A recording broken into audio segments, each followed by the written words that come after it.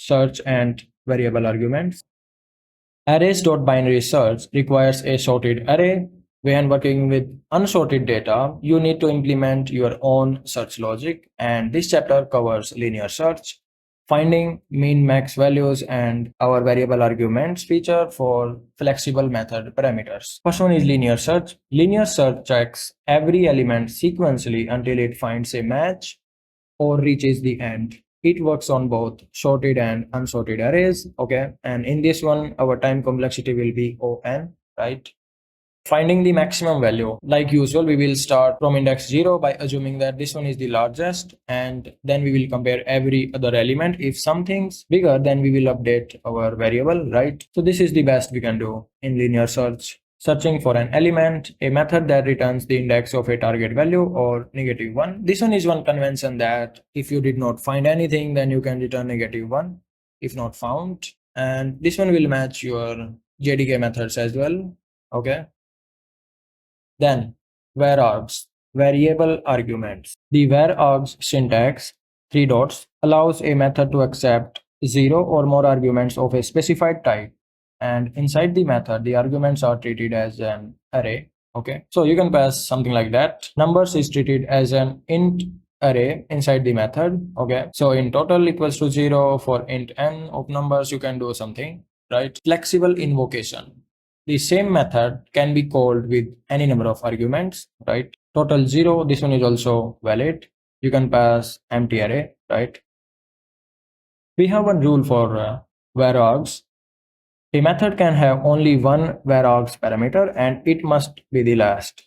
Okay, so this one is valid, this one is not, because now when you call this method, our Java will not know like up to when we need to consider in this syntax or in this argument basically, or some other argument, right? So this one is not valid. If you are passing your varargs argument, then it must be the last in your list. Okay. Search strategy comparison method linear search. We have to use unsorted, time complexity ON, binary search, sorted data only, log n. This one is much faster than this one, right? Now we can move to our next chapter, which is 2D arrays. Two-dimensional arrays. Our 1D array stores a single array of elements.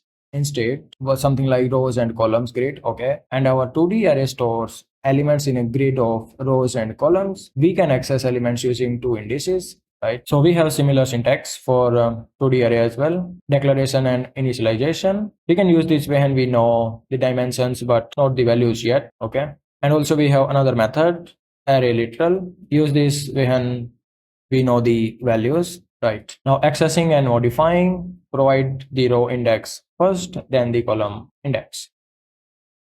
Okay, so this one is common stuff you already know. Iterating through the grid, we can use nested loops to visit every cell. The outer loop iterates over rows and the inner loop iterate over columns. You can do reverse as well. Your outer loop can iterates over columns and your inner loop can do on rows, right? That's fine.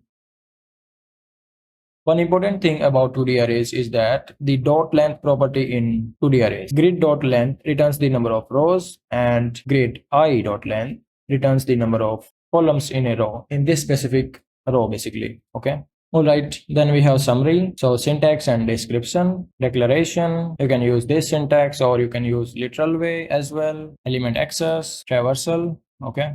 Now our last chapter is jagged arrays for our arrays topic, okay? Jagged arrays. In many languages, a 2D array must be a perfect rectangle, but in Java, because a 2D array is actually an array of arrays, each row can have a different length, and we call those jagged arrays or ragged arrays. This is useful for data that naturally varies in size. For example, a weekly schedule where Monday has 5 classes, Wednesday has 2, Friday has 5. A rectangular array would waste memory, okay, with empty cells. So a jagged array allocates exactly what each row needs. This one is one example. You can have any, right? Same thing, initialization. For jagged arrays, you definitely not provide the value for your columns, okay? So columns undefined. So we can assign one by one for each row, okay? And then we have literal initialization. So we can also create jagged arrays using array literals, right? Iterating safety. Since each row has a different length, always use array I dot length, okay, for finding the number of columns in each row. Okay, hard coding a column count will either miss elements or cause an array index out of bounds exception. Now, why we use jagged arrays? Memory efficiency, dynamic data, ideal for data that naturally fits in size, okay, flexibility, models relationships that are not strictly grid shaped. We have some use cases, but also for 2D arrays or jagged arrays, we have some performance issues. Okay, because the inner arrays are separate heap objects, our 2D arrays in Java don't have the same cache locality that we have in flat 2D arrays in C. Okay, and if we are doing some heavy numerical computation, okay, in some point, this will matter. Okay, but for most application code, our standard 2D array is perfectly fine. Now we can move forward to our next topic, which is methods. Okay, so that's it for our arrays topic. And in last, just remember that our arrays are fundamental in our Java. Okay, they are the fastest data structure for index access, and they are something that our JVM itself uses internally for most of other implementations, something like array list that is also built on top of arrays. Okay, and we will discuss in our later part of series in our collections chapter. Basically, when our size is full in case of array list, then we will grow that size by 50%. So under the hood, our array list also use arrays. Okay, they are the foundation that our collections, strings, and many JDK classes are built on. Now we can move forward with our next topic, which is methods.